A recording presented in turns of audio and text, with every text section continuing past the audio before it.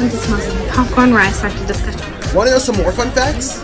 Isn't it awesome to see some of your favorite content creators and favorite people, honestly, that you follow here on this app, be a part of this amazing community called the Nerd Initiative? The Nerd Initiative presents the Comic Press Podcast, hosted by JJ's Comic Stuff. What is going on, everybody? Once again, you are joining us for a episode of the Comic Press Podcast. However, this is a special edition episode of the Comic Press. As you know, this is not our normally scheduled evening to broadcast. I am your host, Jeremy, aka JJ's Comic Stuff. I'm here with a special co-host today, DieselDanComics. And what makes this such a special episode today is not only are we doing a giveaway midway through the episode, which you guys should pay attention to because it's for a copy of Secret Wars issue number 1 inside of a nice magnetic comic book sleeve, which I didn't even know was a thing until recently.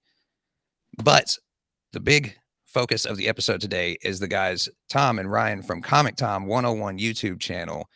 If you guys are into comic books and you're on YouTube, there's no way you haven't stumbled across these guys' channel.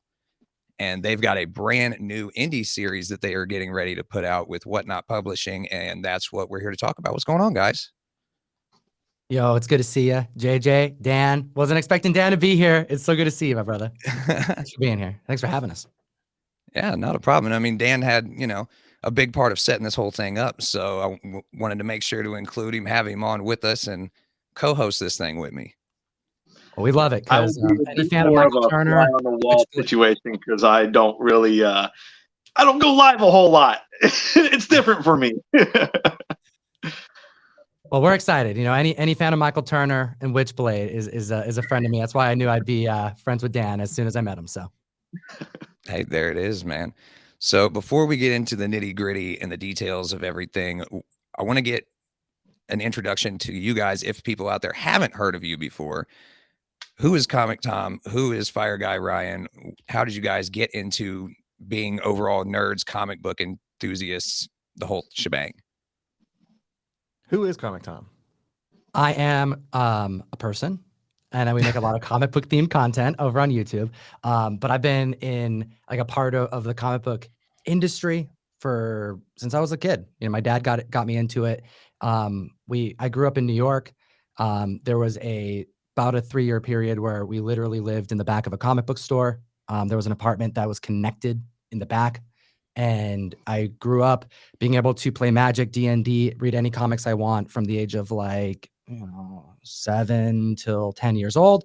And it really introduced me to this big world, but it was all through my dad because he was a major geek growing up. He played music, played drums in a band called Oogla the Mock. And it's known as one of the first nerd rock bands in the world. And you can check him out on Spotify. He was actually part of the band for the first few albums, but the members are like family to me. And my dad and them wrote songs about Aquaman and Star Trek and Werewolf by Night and Kang the Conqueror. I hate that one.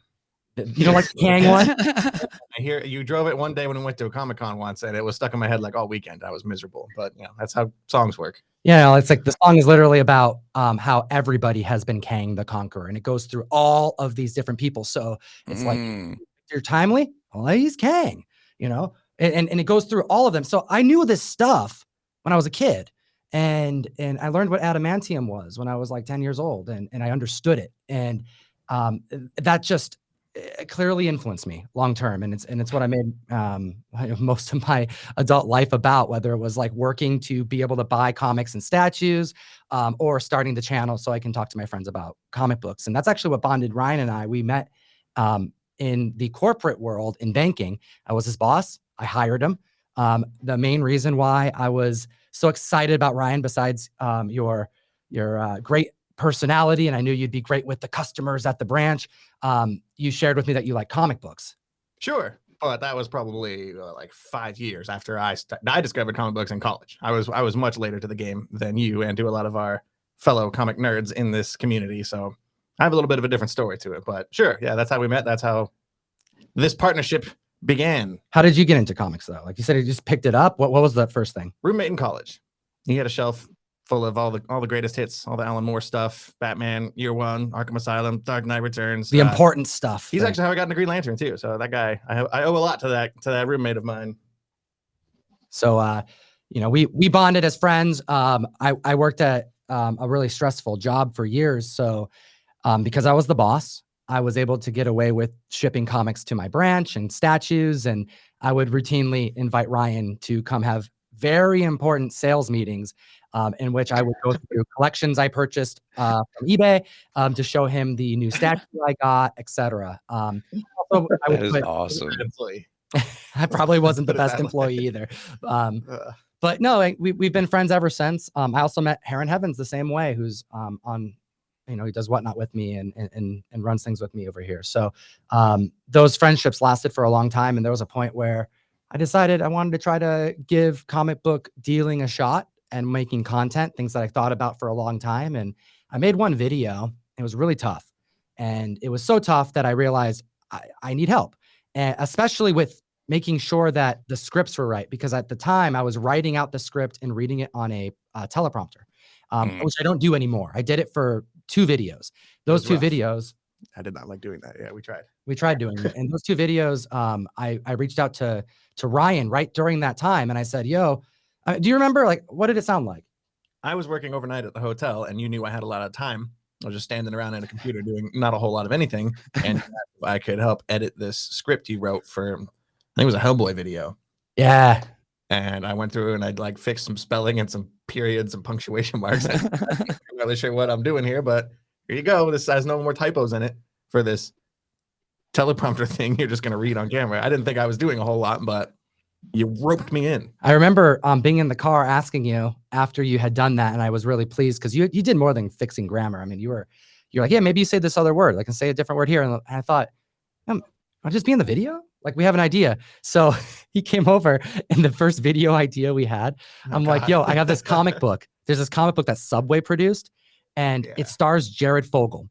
And you know where he is, in prison for really bad things. And we made a video about DC's JLA meeting Jared Fogle and how he helped save somebody in this in the DC universe. And we thought it was just the funniest thing because, wow, comic books document so much history, kind of indirectly sometimes on purpose. But in this case, it was just one of those situations where it's like, oh, that's like a weird thing to talk about on the mic. And I thought it would be interesting to have the conversation with you. And I really enjoyed that video. And I think that started this improv that we started doing over 5 years. It certainly did. I haven't got back and watched. I do want to cut in a little bit. I remember the early days of Tom on Instagram and trying to make this format work on IG Live and doing all that before it, and you guys messing with cameras and audio and everything. I tuned into that stuff and was like, no, the audio sucks. And then you're like, I think we're moving this over to YouTube. Yeah, it was, but, that's one of those things. Like, how do you get better unless you get that criticism from people? Like, hey, man, your audio is bad. You need to fix that. Like, yeah, I think we all go through that point where all our stuff looks and sounds terrible. Yeah, I didn't realize the how much it went into making content to the professional level that I wanted. I remember having this Best Buy. It would be considered like a step up from a tablet, but it had Windows 10 on it. And I remember watching a YouTuber I liked, and this would have been 8 years ago when I bought the laptop. And people at Best Buy are like, oh yeah, that YouTuber you like, they use this laptop. So I thought for years, oh, I just have to start making content and I can use this machine. And it turns out, when I was trying to learn Adobe, that every part of like my vision, I could not do on this computer. So all of a sudden I'm like, all right, well, I know computers well, but I don't know computers that well as far as like making, content and chopping stuff up in Adobe. I didn't even know how to use Adobe or Photoshop or After Effects, like all these things that it just took YouTube videos after YouTube videos and trial and error. And my favorite thing to tell people when they are like, how do you do this? I say YouTube University, man. You can learn everything you need on YouTube. And another thing, which, shout out to Heron Heavens for recommending this, because I was struggling so much with Adobe. She said, why don't you just post on Craigslist? there's got to be an editor out there who'll drive out and spend an hour with you and just give you a crash course. So I did that. And the person who showed up, his name is Slav. And he was brand new to America. Like, he was born in America, but he left when he was 10 years old and he went back to Russia. And then he came back and he was in his like year and a half being back in the States with his brother. Oh, wow. He loves to travel and go to all different parts of like different countries and jump off of cliffs. And he's a cameraman. His brother's an adventure guy. So they're very fascinating. And he showed up one day and this dude is towering over me. He's like 6'8". And I remember I had to explain what Netflix was. Like, he didn't understand what Netflix was, but he did understand that Spider-Man is awesome. And I'm like, and he loves Sonic for whatever reason. And he showed me how to do some things. And if anything, gave me a crash course that taught me that I need a lot more training. And believe it or not, Slav would become one of my best friends. And he is the editor to this day, 5 years later. And that's awesome. Oh, yeah. cool. And sure enough, he was part of the whole grind, putting sweat equity into it, teaching me how to do stuff. And over time we grew and we found, some success in this market. And, I'm surrounded by a lot of the people who helped kind of just jumpstart it. And none of us really thought we would get to a point like this where anyone would really care what we had to say on the mic. God, no. Right? We were just having fun. I still don't think people really care. Yeah, there's a couple, I think. Maybe a few. I'd say definitely people care. I mean, you guys Well, if you type in comic books, just for anybody who doesn't know, type in comic books to YouTube and see one of the first channels that pops up, no matter how many times you put it in there, is going to be ComicTom101. We make a lot of content. You cannot I'm look for sorry comic that. book stuff and not see these guys. Well, it means the algorithm's working on our side. So that's there that's it is. good.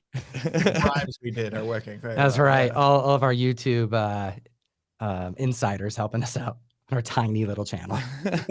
So, as far as the comic book goes, what made you guys finally decide to make your own, as opposed to, getting into the dealing side of it, the speculation side, and just talking about it on YouTube? Well, I mean, I've always wanted to make a comic. What about you, Ryan? I've always wanted to be a writer. Right? Comic book writer never really entered the equation until relatively recently, but yeah, same. There's been a writing bug somewhere in the back of my head for my entire life. You showed me a video you made in college that you directed, at least or helped direct. Oh, that like 4-minute video. It's not on YouTube anymore, by the way. I'm very upset about that. But there was I don't remember much, but I remember there being a scene where, because it was like everybody was like they're pretending their finger guns are real guns, and they put audio sounds of like bam bam, but it's all their hands. They're like doing this. It was for school, so like they couldn't use like real guns. And there was a joke in there where you edited it together, and it was just really funny. And I can't even really remember what it was. Credit for the technical side of all of that, but I did not do the editing or the no. It was a film contest we did at college where you had 72 hours to think of the idea, write the movie, shoot the movie, edit the movie, and deliver the movie all over the course of a weekend. So we did this really ridiculous kind of political action spy send up of like action movies. And, Threat level Midnight like, style. Fake stuff. And we just edited in sound effects at the end. But I remember you showed me like so passively, and I'm like, dude, there's parts of this that we did win. We won the the audience prize and the judges prize at the screening when they showed all of these other ones. At all the other groups in college, they did these serious artsy fartsy kind of poetic dramatic stuff, and then ours came up and we're talking about we got to rescue the president, and there were a couple like musical sequences. Oh my God, we gotta get out of here. But dude, I saw that video, and the first thing I thought is like, oh, there's like some talent in this dude's brain, like more than just knowing comics and being able to speak articulate. Right. But yeah, I've always like daydreamed of doing comics, but I thought it would take a lot longer for me to be able to figure it out. But part of the journey, I became really close friends with Ben Templesmith, who lived out here in Washington for a long time. He doesn't live out here anymore, unfortunately, but he was somebody that, like, growing up, 30 Days a Night like changed how I view cinema. The comic book changed how I viewed reading like horror and my liking for it. Like, it started a whole different passion for me. And me developing that friendship, and then him offering, he's like, yo, if you ever want to make a comic, I'd be down. I love what you do, and I think you'd kill it. So that was it. That was all of a sudden a bug in my head. Like, all of a sudden I'm like, wait, I have an opportunity to do something with Ben Templesmith, who's one of my all-time favorite artists. And I think he's just a very Eisner Award winner. He did the art over Tom's left shoulder. Right there. And Oh, that book. Yeah, there you go. thanks, Dan. I'm See, very proud of that. Dan cover. comes in with the props. So, Before that's we how it get started. in, that's awesome though. Before we get in and show the trailer for your guys' book, I want to go ahead and get this giveaway going for everybody. Let's do it. So real quick, everybody, there's going to be a question pop up at the bottom of the screen. The first person to get that question correct in the chat will be the winner of the giveaway, and we will announce the winner at the end of the episode. And the question is, in this version of Secret Wars, there is a well-known printing error in the middle of the book. What is that error, and who is the character that's involved in that error? So there it is. First person Not for me. Okay, yeah. I thought, to answer that question correctly in the chat will get a copy of Secret Wars #1 inside this awesome magnetic comic book sleeve, and it is a rare misprint issue, so it's probably worth a decent penny at least. So before we get any further, let's go ahead and roll this trailer so everybody can kind of get introduced to Crashdown.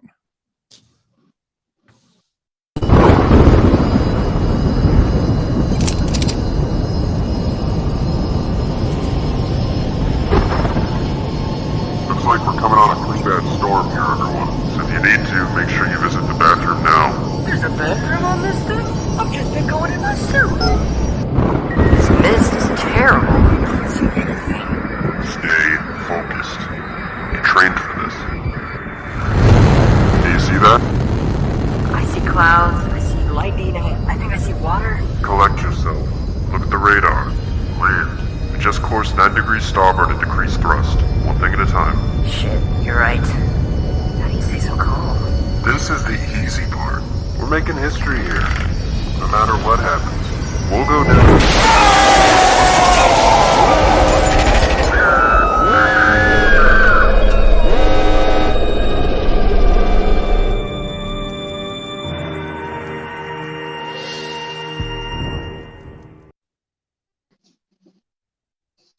I don't know how you get much more of a hype comic book trailer than that.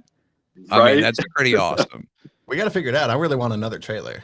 I don't know if we've really talked about this on our own back here, but I want more. I want another video. I made. mean, you need more because that is awesome. That is such a clever way to try and promote a comic book, man. I love it. Oh, I'm very grateful. I'm glad you like it. You know, the feedback's been wonderful, and you know, we're just trying to do something really cool. You know, we love the collectible side. I love the speculation side. I love variants, incentive variants, all that stuff. But what I'm hoping is that we release something with like the main goal is that the person who has the comic will read it. We want to make sure that this book is something you enjoy, that you can experience some escapism, some horror, some sci-fi, a little body horror. You know, hopefully it sticks with you a little bit, and we're having a blast writing it. And every time we do writing sessions, there's just more that comes out, and I'm realizing we're tapping into something that I think we're supposed to be doing. You know, That's a good way to put it. That's really cool. That's awesome. So as you guys are both writing this, do you guys ever like have ideas that clash at all? Are you guys sitting there arguing once in a while, like, dude, no, I don't think this should happen at all. What do you like? Why would you even say that? Like, are those conversations happening once in a while, or is it a pretty cohesive, streamlined process for you guys at this point? Less than I would have thought. Let's put it that way, Okay. I guess. I would imagine that two writers would beef a little more and have more disagreements about how to do certain things, because ideas are, you know, it's weird for, you know, two people to kind of come up with the same stuff and go down that path together. But mostly that's how it's been for the two of us. There have been a couple times where we've had to argue a little bit, convince each other some stuff, but I think that makes the story better in the long run. Yeah, the final product. like doing like co-writing the creative process, which there's a little bit of this that I think we get trained on with like doing scripts and prepping for shows and stuff, that, you know, it's never really about shooting someone else down. I never actually, I can't remember outside of some like little things like, oh, you shouldn't be like that, because if they're turned like that, they're not gonna be able to see the name tag and then they don't know the name. It's like, you know, little things like that. Sure. That's Right. oh, we got to fix that. And but that's actually how it works, is like, well, one of us will have something, and it's to the point where the idea, I can't even remember who thought of the idea, because it was such a little thing. And then Ryan will go on top of it, or I'll go on top of it. And then all of a sudden we're making something together that when you look at it standing back a little bit, we did it together. There's no ego in this. And I've heard writers talk about this before, even recently, that when you co-write, it's not about who comes up with the idea. It's about making sure the idea is the best it could be. Because with comics, you have to think about things think about things as minute as where this is going to land on the page. Is this on the page on the left or the right? When they turn the page, what is the reveal like? And there was a page in the story. We're not going to get into it because it's a pretty big part of it. And it didn't hit right. And I knew it. Ryan knew it. Our editor knew it. He gave us a note on it. We missed the note. We're new at this. And we had to redo the page.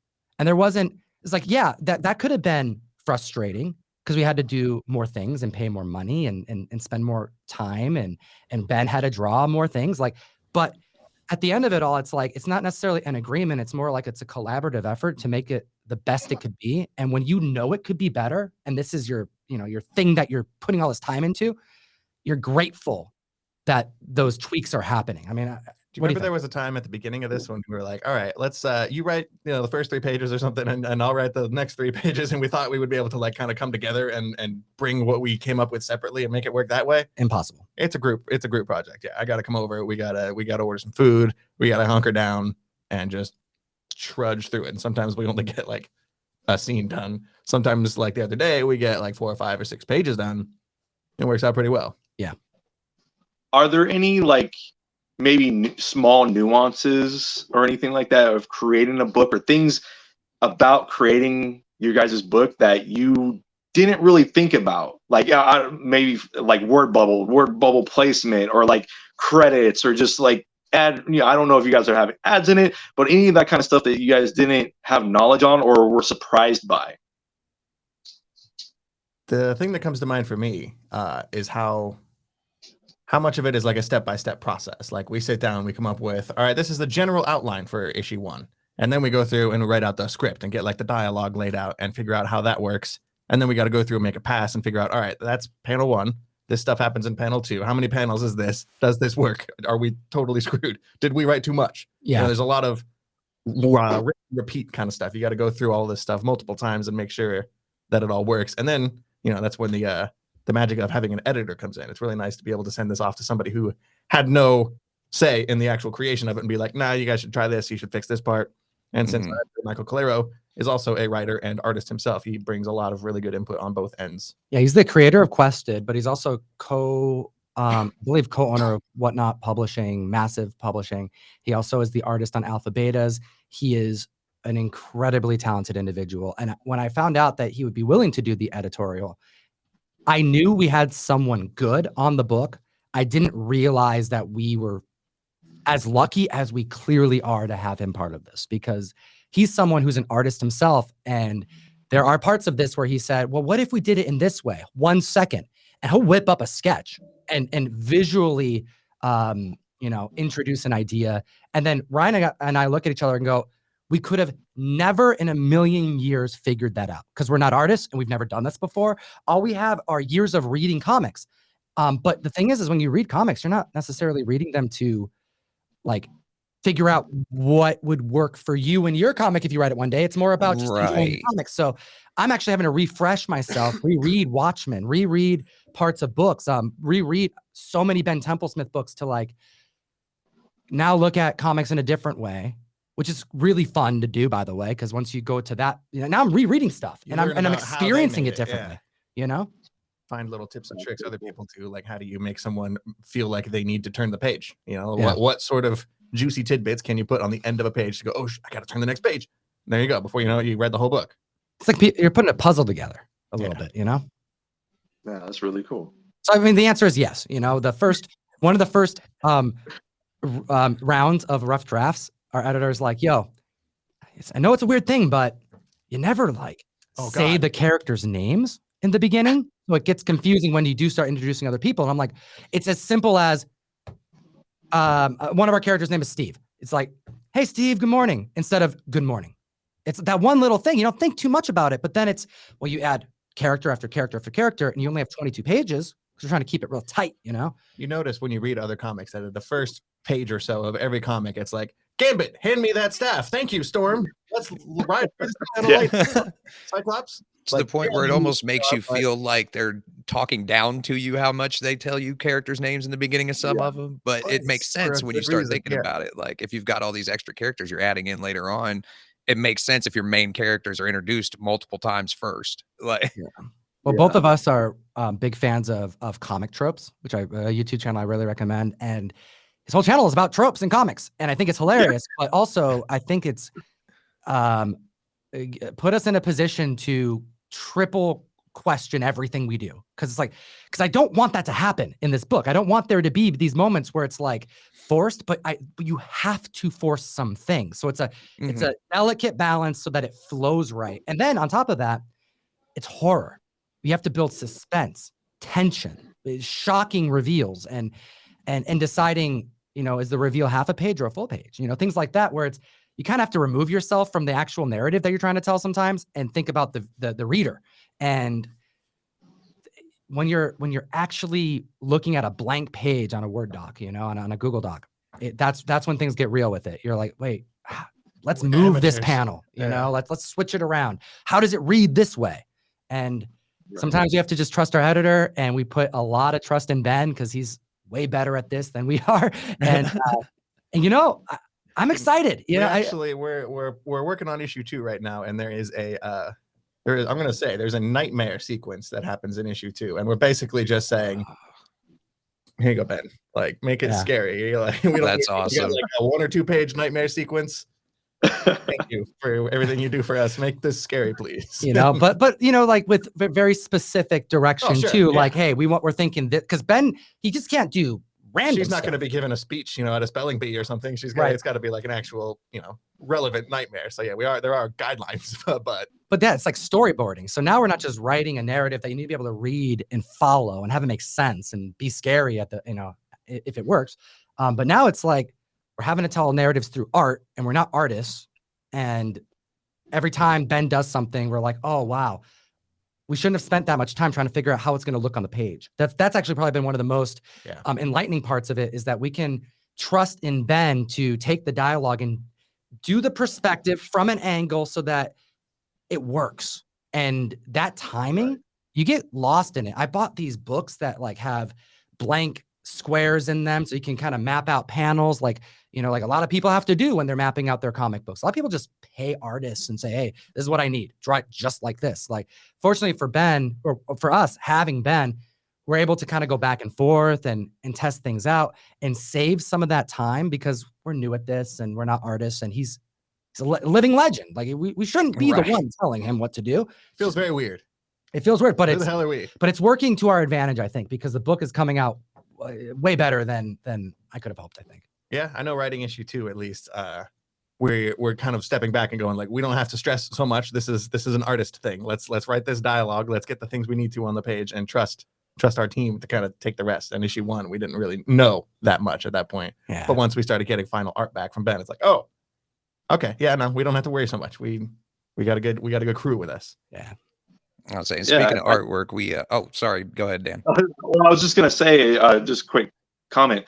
That's the beauty of comics. You're letting, a lot of the time, you can just allow the art to tell the story instead of so much dialogue being on the page. So yeah, Ben seems like he's got a handle of it. So can't wait to see those panels. Me too. Well, we do have some teaser footage of some of the character designs that we kind of snagged from Comic Tom's Instagram. So if Michael, our fabulous producer and co-founder of Nerd Initiative, could pull that clip up for us, that would be great. We wrote a comic book with horror living legend Ben Temple-Smith, and he sent us the first character designs today. How many details am I giving on this person? Don't give details. Okay. This is just an important Curly character. hair, tied back, darker eyes. Okay. All right, so I'm swiping backwards now. All right, this is our second soldier character. Soldier number 2. Oh, man. No details. They have faces, though. These are your children, Ryan. They're people now. They're not just, names in our head. Next. We didn't even name these guys because these guys aren't going to survive the crash. You can't say that, dude. The pilot. All right. He looks tough. I like this guy. He's a tough guy. Ooh, that's the suit. Okay, that is a full design of their outfits that they're wearing here. That's right. Okay, this is the doctor's assistant guy. Yeah, handsome. He's handsome. He's handsome. That's so important. He's got to be a little dreamy. Allison, here we go. This is our main character, per se. This is the focal character of our comic. This makes me want to just like cancel all my plans today and just write with you, which I think is what we're doing anyway today. Kind of doing that. So those outfits, the characters, like just the style of the facial structure and everything about those characters, it definitely screams Temple Smith. So how awesome was that feeling getting those initial designs back from him? Well, that was a authentic reaction from Ryan. He had never seen those before until that video. Didn't you try to show me? You tried to send me something. I in did, advance, and he said, "Wait." And I Yeah. appreciate you waiting because you see the excitement in Ryan's face because that's what it felt like on my end getting that too. You just also showed me like a half hour ago, right before we went on camera, one of our is it final? That was final. A final cover that we got, a variant cover that we are going to have for this book too. So we're starting to get all kinds of different art trickling in for stuff, and it's feeling very real. It's very real. It's very looming. This book is a real, tangible thing very soon. Is there any way to share who might these variants be coming from? Leave that up to him. I can drop a couple names. I can drop. Drop it. Drop. We're getting an exclusive here on the Comic Press. Well, of course, you got Ben Temple Smith. You know, he's going to be cover A on all these bad boys. You know, he's part of this. We have at least one variant from him too, right? Oh, of course. Yeah, at least one, probably more. He actually hit me up today and said, "Oh, I'm gonna have to come up with a different idea." Johnny Desjardins kind of did something I was thinking about doing. So you know, Johnny Desjardins is one of my really close friends, and we've been partnering up on stuff for over a year now. And he's going to be a variant artist for likely all 3 issues. We got Zuorzu, which is looking very promising. David Mack, very promising as well. But other people, we're gonna have to kind of keep under wraps because it's not 100%, and we're literally working on that. Like I approved things this morning, and we've began the process aggressively within the last few weeks. So we're waiting. I have a couple people that actually more than a couple, 4 that I am praying to Thor that I can pull my any leverage that I can pull here. Any Comic Tom is asking for something I've never asked you before. It'd be freaking amazing if you can do it types of deals because I've never done that, and it's my first book.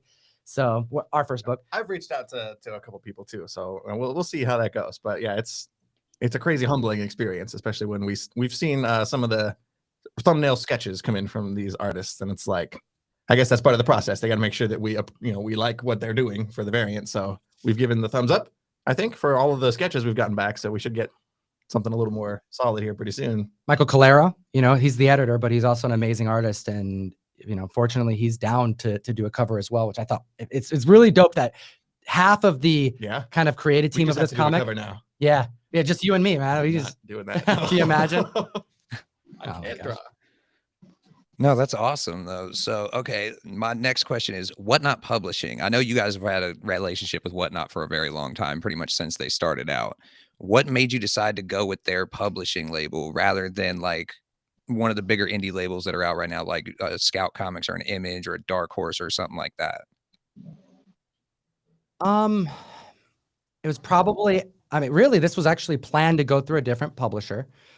We had actually talked to a couple. This was before Ryan was actually part of it. I was entertaining it, trying to figure it out, but the process hadn't started yet. I had ideas, and Ben was game, and I had some conversations. So I knew I had a path forward if I wanted to get things rolling.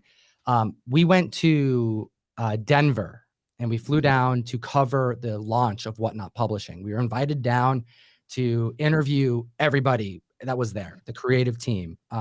We interviewed, and you can actually pull this up. If you type in Whatnot Publishing, you're going to see our videos on Ninja Funk, our videos on Exiled, our videos on Quested, our videos on Alpha Betas, our videos about AKA Mr. Bolo, who's one of the heads of comics over at Whatnot, and then like Kevin Rodatelli, Michael Calera, who are the heads of publishing. Different groups that are all working together, right? And when we covered it and we saw what was happening in the care and their plan and their rollout. Do you remember I remember specifically, we got the little preview ash can for Whatnot Publishing that had samples of all 4 of their first 4 titles. And we read through the sampler, and we got to talk to each of the creative teams for each of those books. And somewhere off camera, we were like, "This is cool, but there's no horror story in here. Where's the scary? There's nothing scary in your guys' launch lineup." Because that's our thing. We love horror. Like superhero stuff. I grew up with. It was my favorite. I was more of a DC kid growing up. Reading a lot of Vertigo with my dad, so a lot more of the mature stuff, Swamp Thing, Hellblazer, stuff like that. But once I started getting into horror comics, that became my favorite genre of any medium, like movies too. Like I'm that's actually probably my biggest passion is like next to comics is horror. Feeling disturbed and icky and scared in a controlled, safe, right. I get a lot of enjoyment with that, and I share that with a lot of friends and colleagues. So when we covered Whatnot Publishing, we happened to like. We were interviewing them because we wanted to know about the company, but I didn't realize we were kind of interviewing for ourselves too. It was almost like a job interview, I guess, looking back in that sense, because they were like looking at us, I guess. Did they reach out to you after the fact? It was actually, it was actually like after the interview and after we were done and we were uploading footage, Michael and Kevin approached me and said, "Hey, we know that you had an idea with Ben Templesmith, and we just want you to seriously consider joining this side of things with us." Because Whatnot was helping so much with like us navigating how we're growing the business and integrating live selling was of such a huge challenge for a year that when Whatnot came in, it was like, oh, this is changing comics forever. Like this right here, this app is exactly what the industry needs, what LCS owners needs, what like it's going to change the industry as it has already begun. So when I was approached about it, the idea was there that they were like, hey, you can just like not just join this side of things, but if you want to start now, let's talk. And the fact that they saw so much potential, it got me intrigued.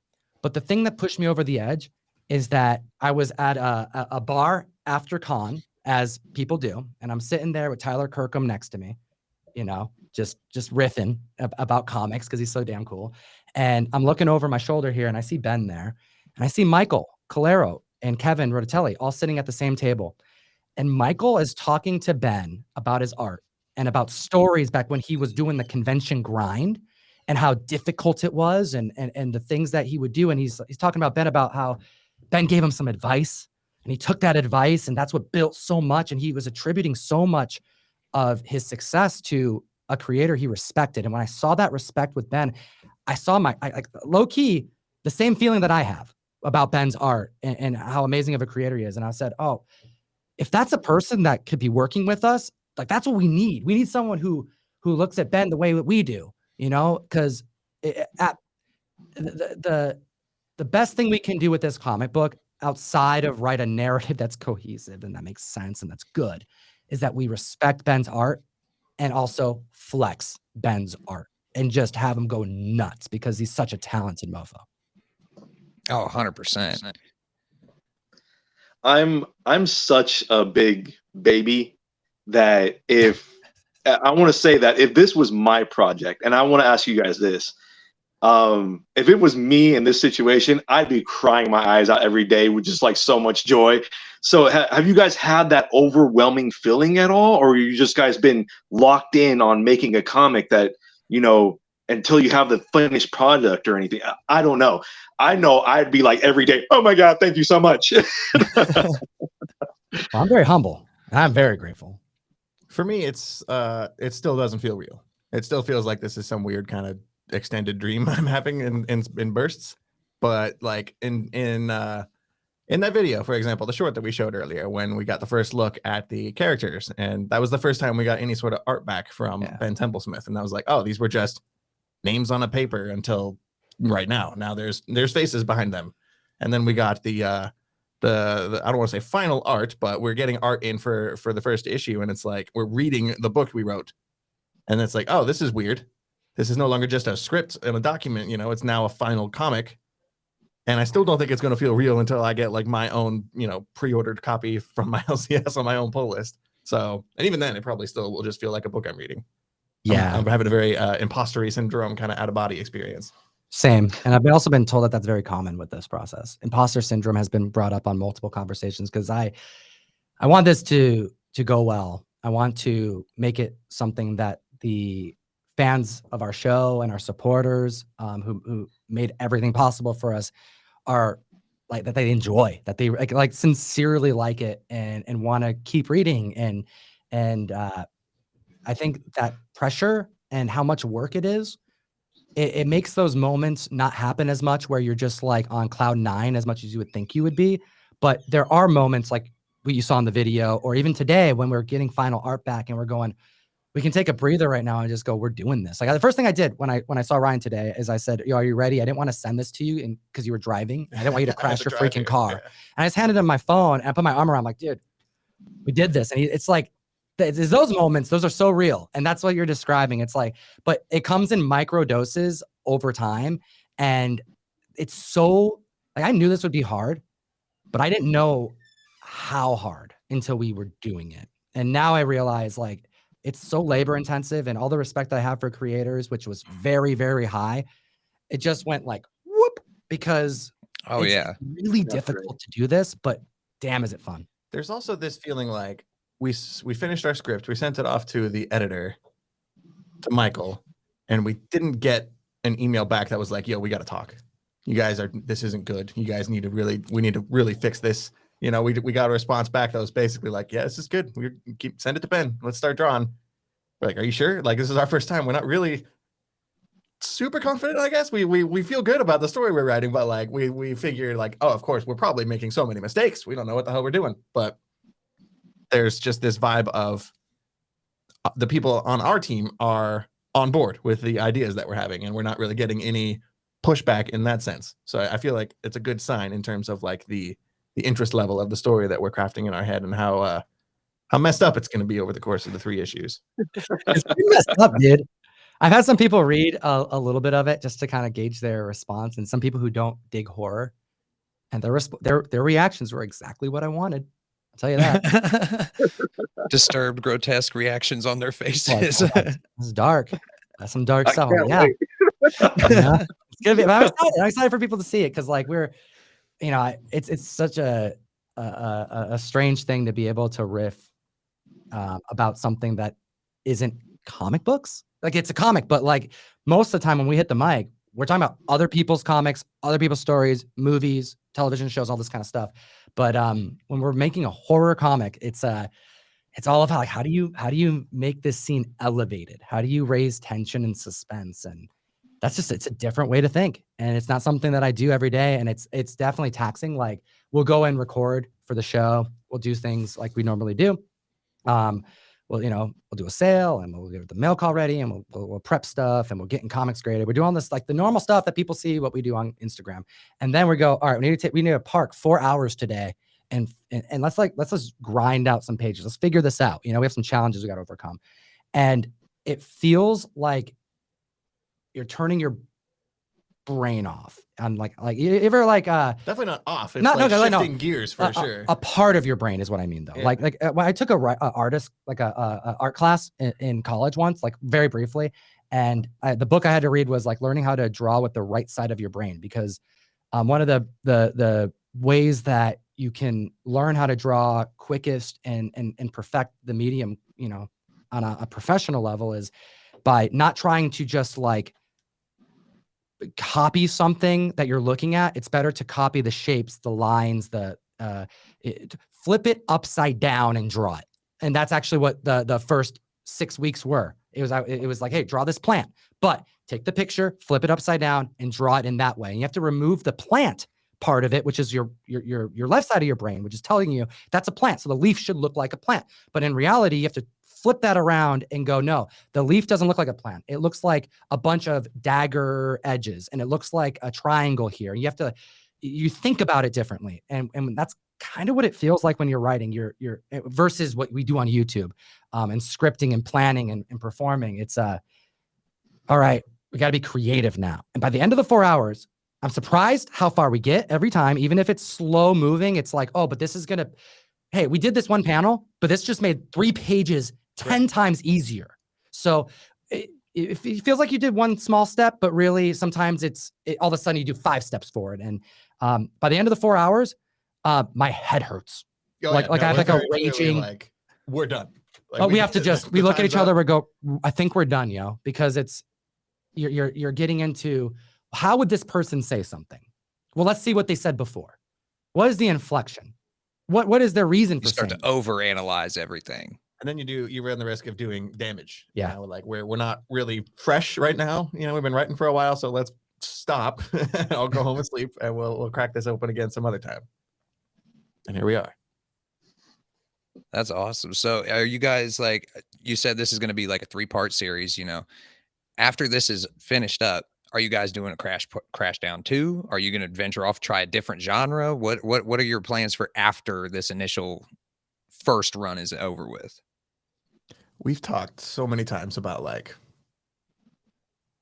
there's too many ideas here. Like Pandora's box. We need That's a what I said. issue 0. That's the thing with comics. We need an issue. If we had an issue 4, we would do this or this or this. But you know, you gotta draw the line and end your story somewhere. We do have a potential outline, kind of rough idea for what the following time would look like after these 3 issues are done. Yeah. What happens next? You know, just in case. Mhm. I think we're going to worry more about the first 3 issues and making sure we get a real comic out in the world first before we start thinking sequels and stuff.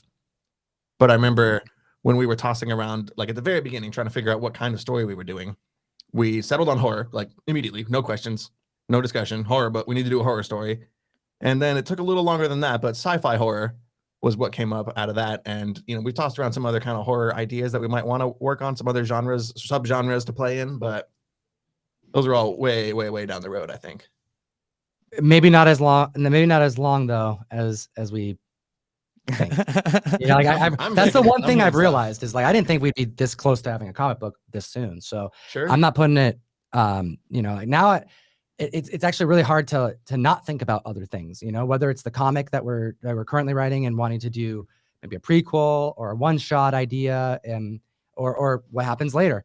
But just different now that we know the process and we have a horror sci-fi, every other horror thing that I like, I want to be part of now. You know, I want to write something that has like, you know, to Ryan's chagrin, supernatural stuff. But also a slasher would be really cool. And in my head, I can't help but think about who my lead slasher character is going to be. Like who's going to be my Michael Myers? You know, I'm wearing a Maniac in New York shirt right now. Exactly. But, you know, we're all about horror comics. So no, I mean, I hope there's more, but I don't want to get ahead of myself. I think both of us are experiencing the same thing. I don't speak for you, Ryan, but we really want this to be something our fans like and our supporters enjoy. And I don't want to take away from the effort of these books thinking about the future. But there are a lot of times during our conversations of the creative process where we're like, oh, that would be a good prequel. That would be a good one shot. Oh, wow.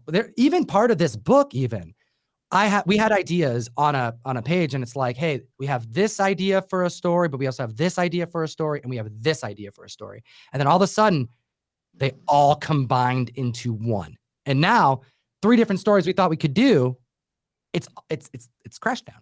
So throughout this process, there's been a lot of other ideas that have come up that we're like, let's just write it down, but we'll come back to it. Oh my gosh, it just doesn't stop. You start thinking like in that way though, and you can't. It's like you're training a muscle, you know, over and over again, and then all of a sudden, you stop going to the gym for a week, and you're like, wait a minute, Yeah. I gotta get back on the treadmill. I gotta. You know what I mean? Yeah, that's why I stopped. Oh, that's it. It's George R.R. Martin, and he likes to talk all the time about the different ways of writing, of being an architect or a gardener. And I didn't really experience that till we started writing Crashdown. And it's like you plant the seed, and then the story grows from there on its own, versus you rigidly outlining every single step, every single part of the process. And I think we're seeing a lot of those seeds pop up and be like, whoa, we need to do some kind of side story. You know, these people are living on this planet or attempting to live on this very dangerous, scary planet. But what happens to the people who they left behind? You know, what happened in the time right before they left? You know, some sort of time periods that we might have to skip over in the need to tell the story we want to tell. There's some blanks in there that are like, well, maybe we should, like, we don't have space in these 3 issues, but like, I want to put something in there now. I want to look at that story and that blank space and figure out what's actually happening there. That's awesome. Well, I think now would be a good time to go ahead and reveal our giveaway winner. Let me go through here and see what Michael had to say about who got this correct. All right. So the winner of the giveaway for Secret Wars #1 Inside the Magnetic comic book sleeve is Hillbilly Comics, who had the correct answer first today with Galactus, and he was blue instead of his normal pink and white. It's true. Honorable mention, however, goes out to, let me find her name real quick again. Tessa. Yes, it was Tessa, because she got it first, but she got the colors mixed up. She doesn't deserve it anyway. Oh, Tessa's a good friend of the show. I'm teasing her. Yeah. We appreciate you, Tessa. But congratulations, Hillbilly. You've got that copy of Secret Wars issue #1 inside that magnetic sleeve coming to you. Get a hold of me off of air, and we will get all your information together and get that sent out to you. Tessa, we're not going to go home empty-handed, though. We are going to go ahead and send you out a little bit of Nerd Initiative swag just for your troubles. So everybody's a winner here on the Comic Press. We don't like to say anybody loses here. Tessa's colorblind. That's funny. Tessa put on there. Tessa is colorblind. Yeah, that wasn't just me saying it. She said it. Oh no, like, you know, we bring it up on the screen, man. We keep our receipts. It's all good. But before we let you guys go, and we'll play the trailer again for everybody to see in case they missed it on our way out. Is there anything else you guys want to plug? Is there anything you want everybody to check out? Let the people know where they can find you online, all that fun stuff. You can find me everywhere, ComicTom101, ComicTom101.com. If you want to support the show, give me an excuse to send you comics every month. Make a lot of really dope ones. You can find me on Whatnot as well. We're bringing the heat. We've given away an ASM 300. We've given away a Marvel Spotlight 5. And at the end of this month, I'm giving away a House of Secrets that's sitting in front of me, 92. We're trying to shake stuff up, introduce live selling to everybody, and trying to just get comics out there. Like it's a tough medium to be able to like create things out of, and we want to be one of the like bigger advocates of like reading comics in hand. There's nothing wrong with digital, but and I read digital. I love digital. We love our digital, but like we also have such a strong passion for the physical form of comics. So but that's where you can find us. And Ryan, yeah, and Butch. You can find him on our YouTube channel as well. Yeah, we stream together on Whatnot. We have like a whole bunch of people who are part of it. You can also find like, over on our YouTube channel. It's not just us, and it's certainly not just me. I think what makes this channel so special is that you get a mix of different individuals. Ryan reads more comics than I think like almost anyone I know. And when we riff a lot, we improv a lot, and we bring this like different type of entertainment to the mic than other members that I work with in different ways. Where Russ Bright is an LCS owner who provides like major insight on the weekly grind of what it's like to work with publishers and to handle an LCS that's been thriving for over 5 years. And then we also have the Golden Age Guru, who's been part of the channel for years as well. And he is our in-house specialist for the old and the gold. And, I don't pretend to know everything. I immediately sought out those who are mentors and friends of mine to be part of this channel. I think that's what makes our channel strong, is that we've diversified our group here so that we can really bring a unique take on any situation, especially as something as what could be as complicated as comic collecting. For sure. What about you, Ryan? Where are we going to find you? Instagram, FireGuyRyan, all one word. I have a YouTube channel, but I don't really do a whole lot on there anymore. I'm very busy here working full time with this guy. I guess we should probably mention our book comes out in July. Yes. Right. That was going to be my next question. When could people see that on shelves or sites or wherever it's going to be available? If all goes well, we should be in previews in April, which is like in a month. Next issue of previews, which is nuts. And then we're looking at a July release to get it done in time for San Diego. And it's 3 issues. So July, August, September will be the plan. And then October will be at New York City Comic Con. And we're just be doing the grind, trying to introduce Crashdown to as many people as possible. And, I can't wait to see what the community's reaction is. And I hope you like it. Oh, well, you can definitely be assured you will see a review coming from this channel. So I look forward to it. As soon as we get a hold of that, we will definitely be checking that out. That's not even a question. I'm not ready for that part. Other people's comments. It's crap. It's crap. This comic makes no sense. Dan, where can the people find you, Dan? Me, you can find me on Instagram at DieselDanComics. You can find me on TikTok at DieselDanComics.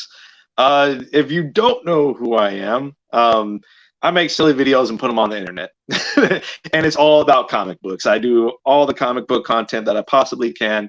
I'm just a guy that loves comics. There it It's is. a good follow. You guys should do it.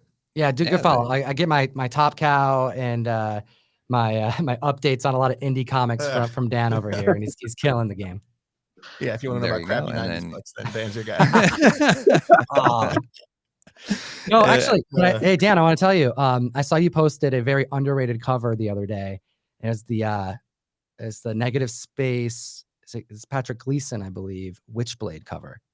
Ah, yes, I did see that. Oh, okay. You know what I'm talking about, right? The orange one. No, is it? Yeah, is that Patrick Gleason? No, it's Patrick Gleason. No, isn't it? That one. Yes. John. Yeah.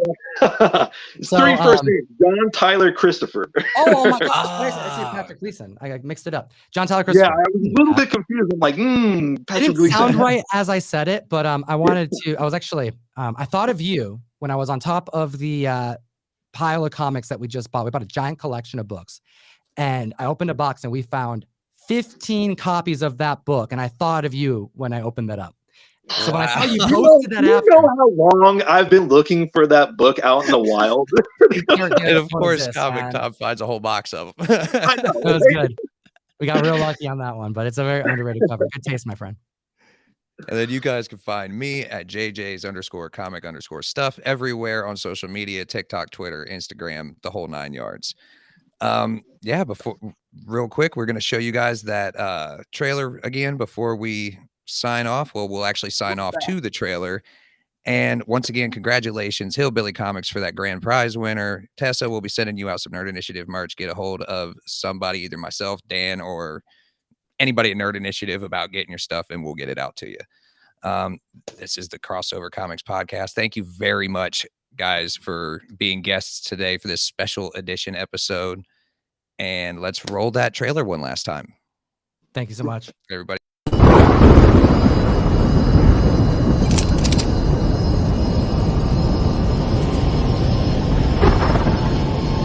Looks like we're coming on a pretty bad storm here, everyone. So if you need to, make sure you visit the bathroom now. There's a bathroom on this thing? I've just been going in my suit. This mist is terrible. I can't see anything. Stay focused. You trained for this. Do you see that? I see clouds, I see lightning, I think I see water. Collect yourself. Look at the radar. Land. We just course 9 degrees starboard and decrease thrust. One thing at a time. Shit, you're right. How do you stay so calm? This is the easy part. We're making history here. No matter what happens, we'll go down.